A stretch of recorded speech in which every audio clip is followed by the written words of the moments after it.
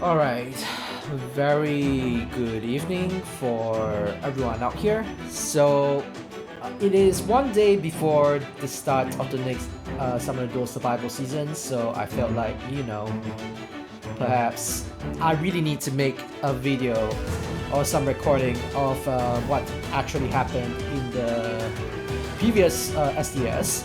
So, just some background is that 2 weeks ago, actually rather it's about a month ago,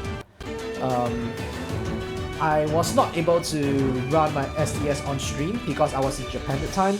Had a very fun trip, but then I had to pretty much cook everything before I go to Japan. So fortunately, as you can see on the glory part, yeah, we managed to cap. So I couldn't really remember the picks and bans, but those will probably be like lost in time.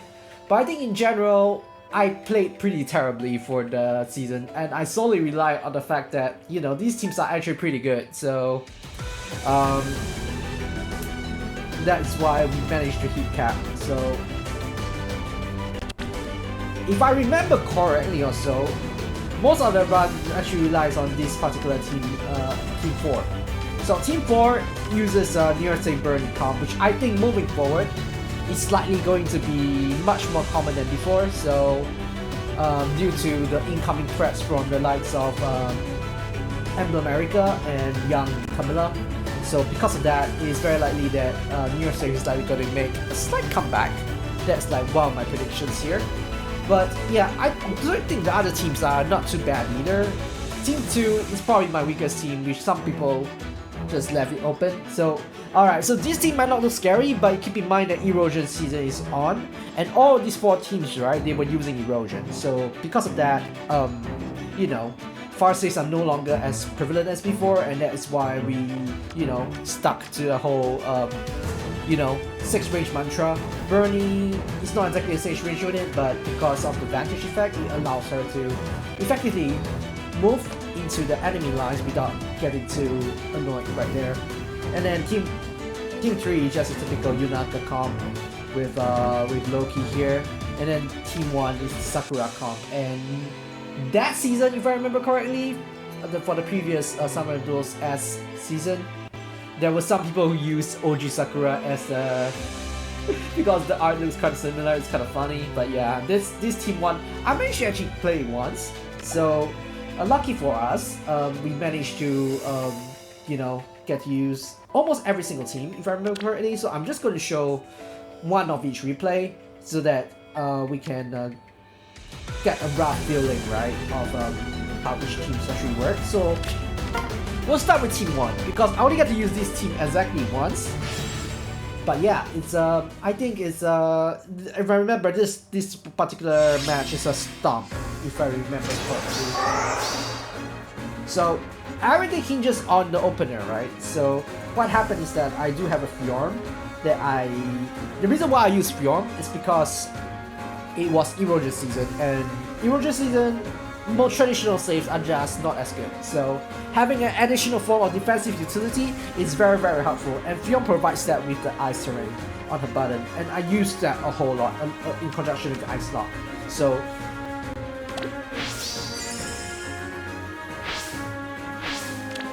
So the reason why I did that is, unfortunately, right, because this is Celica ring, so I had to play a little bit more conservatively as per usual, and this team has like almost zero defensive solidity, so I need to play very, very safe here. So what I did here is I did an ice lock here. I'm here to help. So what this does is that it blocks out all the melee pathways, which allows me to start initiating on them really quickly. So, and now I use Fjorm button to further stretch my ice range terrain. Notice how much range do I have on the ice terrain. It's actually quite ridiculous here. And because of the ice, I was able to do this and start running away. I'll protect you. But yeah, I do think Celica with erosion is very, very strong. So you'll probably see this Sakura Celica combo quite a bit, but in normal erosion season, you need some way to inflate some what's it called? Either through Larator with the assign the coin shenanigans, or you need to run something like Layla to ensure that you have some feud going on, because Celica's firepower isn't the best. So I could run back, and because of Fjord's eyes, this is actually a safe zone, and I can actually perform the same shenanigans again. It's quite funny. And then, yep. And because I'm running area with pass, right? So I can do this all over again. And I run back. Yeah. Unfortunately, right? Ira is no longer as good as before, because the problem is that now we have so many 6-range units, so just being 5 just isn't enough. Young Commander just mostly accept Ira as a go-to nuke if you want a pass nuke that can, you know, hit on 6-range, let alone 5. So, yep. That's that. That's the first team. Now we have this team. Let me try to find a good demonstration of the Lin team. I remember I piloted it like pretty terribly for the most part, but yeah, we have this. I played this pretty badly, if I remember correctly. He's against the guy who's responsible for the Tyrus, so alright. Alright, so the rough idea is that I only put Faye there because, you know, it's just a flavor pick. She's not that great, but I gave her all the skills, alright? So the only reason why I'm running this set is because this set is very good against Yunaka, but against everything else it kind of flops. So it's just something I need to keep in mind. But yeah, the whole point of this particular opening, right, so that I allow Lin to be repo fairly safely here, that I can run Faye to shove. And this allows me to protect Lin with Fart with the ice, and also Far with the Fart save. So this however no longer works if there is a freaking Emblem Lin going on anymore. So this opener is no longer viable, unfortunately speaking. But yeah. Want to play?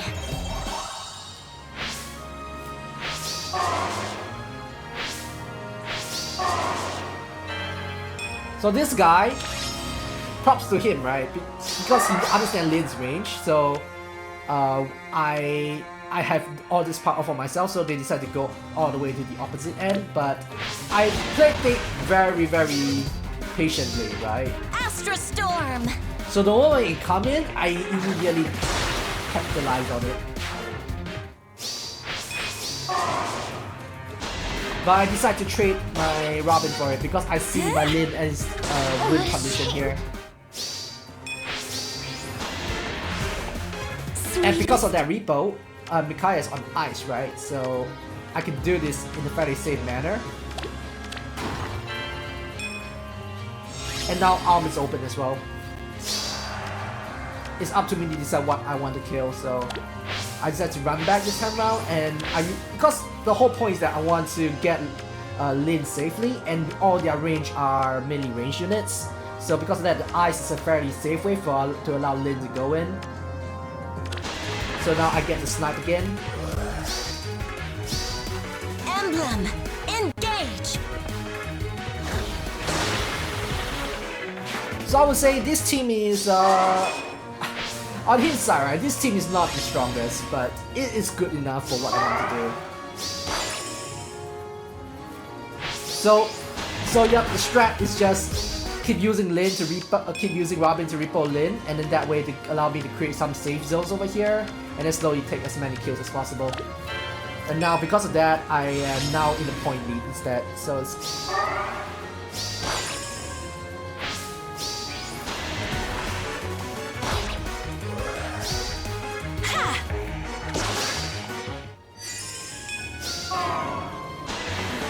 oh, and funnily enough, I didn't Hogger dies here, so it's Emblem, quite engage! unfortunate, I would say, because of the lack of hardy bearing. Emblem, engage!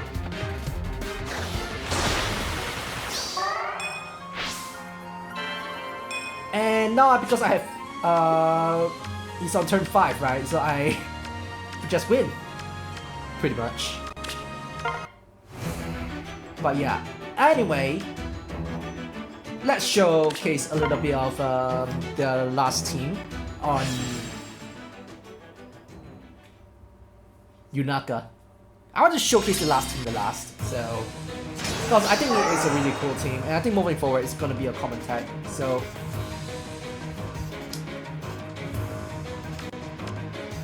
the whole point of this team, right, is that I Unaka with this active lookup thing. So what active lookup does is it allows me to push Sigurd forward whenever I need to. So it's pretty handy sometimes. So the focus for me, right, is that I want to push forward a unit that has the higher defensive presence, and which in that case is Nidhogger, and that's why I pushed Nidhogger to the front at the very start. And that is, I don't want to rush in my opener for this one because there are so many 60 range units at that point in time, and plus on the fact that there's erosion, so because of that I try to keep it as safe as possible, right? So that is the rough idea. That's why I don't push forward Sigurd, don't push forward Yunaka, and I do not know whether they are actually running erosion or not. So it's something to always keep in mind when I was designing the opener, right? So after this, I use Yunaka's by the fact that I had not used Hadrian's Nectar yet. So because of that, that allows Yunaka to swap it for free, and this allows me to be still in relative safe shape as there's the ice to allow me to protect myself from getting sniped by range, and then if there's anything that will get sniped, it's only Nidhogger that gets sniped. So, and because of the ice, it also allows Yunaka to jump forward, and plus she has erosion. So it's a pretty handy tech. So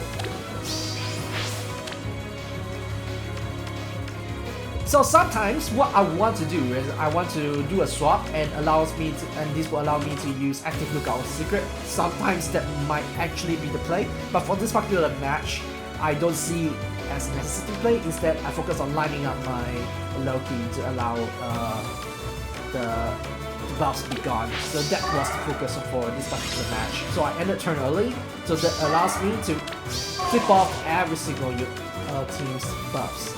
And then that allows, it's actually, you know, even earlier won't be able to tank this. Because, you know, Fatal Smoke. I don't mind doing the trading here. But yeah, I don't think he's able to kill because there is no, range units can't reach Sigurd. So because of that, Sigurd gets essentially another kill for free, which is kind of neat. Yup. But yeah, that's the rough idea of that. Alright, and then the last team. Alright, let me show you what happened, right? Like why sometimes things might not work out as I thought. So one of the problems is that Bernie's close counter comes from Prime. So because of that, I did not really count the amount of buffs that I got from Bernie. So in order for Bernie to be safe from range snipes, right, I would need attack speed Prime 4 to be active, and that is very, very important. If I do not have that, then sometimes I just die. So that's the reason why I lost this game here. So everything is still within expectations for now, but I think I ended turn a little too. Yup, and I didn't see that Alm was running on Lin Ring, so at the start of next turn, I was, let's just say I got sniped for free. Yeah, then after that it's just like, yeah. Oh, I mean, that was a little bit carelessness on my part, but we will show a better example for this one. How this team actually works, so.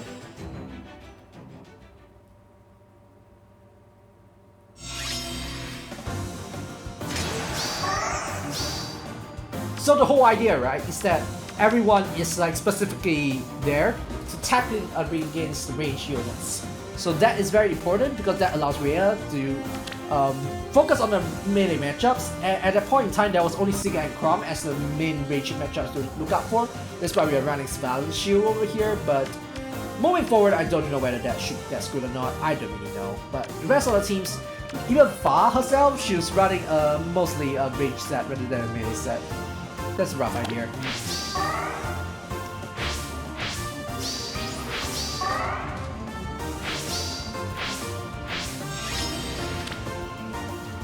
So you can see, they're struggling to break me down, and because I'm running Lin Ring of Bernie, so I can do this for free. Oh, and keep in mind, some people might say that Bernie and Hadron have anti-synergy, but the key point is that you need some form of recoil so that Bernie can keep her HP below her maximum HP, and this can be done through Fairy Seal. You can also run attack speed push, but I don't recommend that because now there's Lin Ring and Lin as well, so because that you might want to keep the close counter effect. So that's the rough idea anyway. So with that out of the way, funnily enough, because every single unit now has Vantage, right? So, well, except for, unfortunately, Lucina, because she's not in the range of Bernie, but it is perfectly fine by me. Be calm. And yep, it's not able to take the kill. Pretty much that. There's that. So, yeah, that's pretty much the 4 teams that I am running for that I ran for the last SDS. So overall, it was a pretty, I would say, bad season on the execution front, but on the team front, I do think that I performed very, very well. The teams are designed in the works as expected, and I hope that I can continue replicating this moving forward. I definitely will have to improve on the piloting front. So yeah, that's pretty much it. So for more SDS, SDR content, continue to subscribe, or subscribe to the channel, I don't know. And then for the upcoming Saturday, which is on the 20th April, if my math isn't wrong, I'll be streaming my SDS run as per usual, and we'll see what it goes. So this is Masquerade, hope you guys have a good time, all the best for the upcoming SDS run, and take care, bye bye.